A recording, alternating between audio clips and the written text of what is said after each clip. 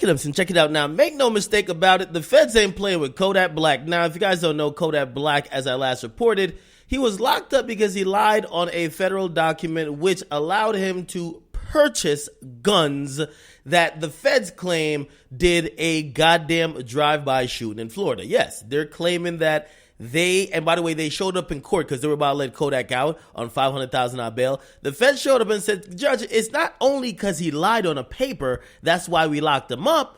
Actually, let's tell you a little bit more about this nigga Kodak. Kodak actually used the same guns he lied on a paper to get to possibly shoot up an apartment complex where there were a bunch of kids.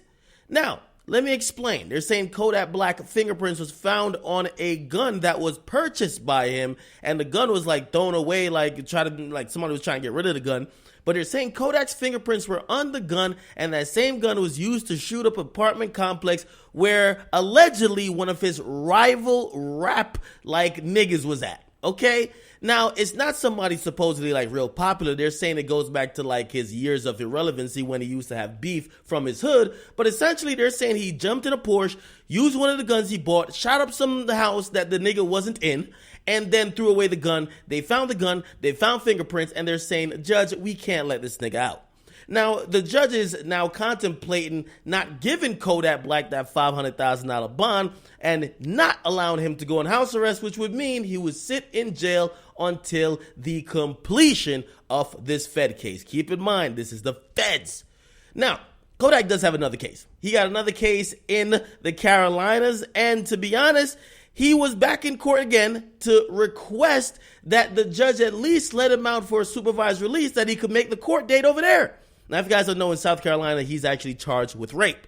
Now, he asked the judge, could Atlantic will pay for this whole security team to bring me to South Carolina? I could go to court this and third.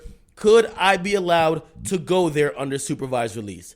And the judge literally said no, okay? Which means that South Carolina themselves has to submit a document to have Kodak Black officially transferred or at least officially brought to court by the feds, okay? And also, this means that Kodak Black is not getting out anytime soon, okay? He has another hearing next week where the judge could possibly change their mind, but right about now, it looks like Kodak Black ain't about to get out. He's going to be behind bars at least until May 29th.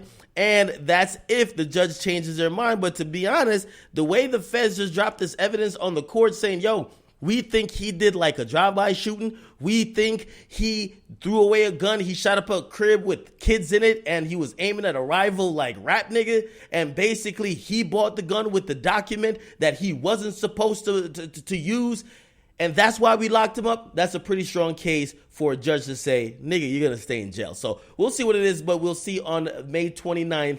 But they're saying Kodak Black, and by the way, this happened months ago. They're saying just a few months ago, Kodak Black was still doing shootouts. Y'all believe that?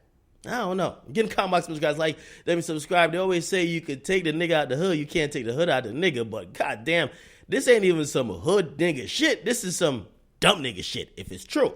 I don't think Kodak's that true. I'm going to say, hopefully justice is served. I can't believe some of the stuff I'm hearing now. It sounds too wild. Kodak got to be smarter than that, right? You guys let me know, get in comment box. You guys like them, subscribe to Akademiks.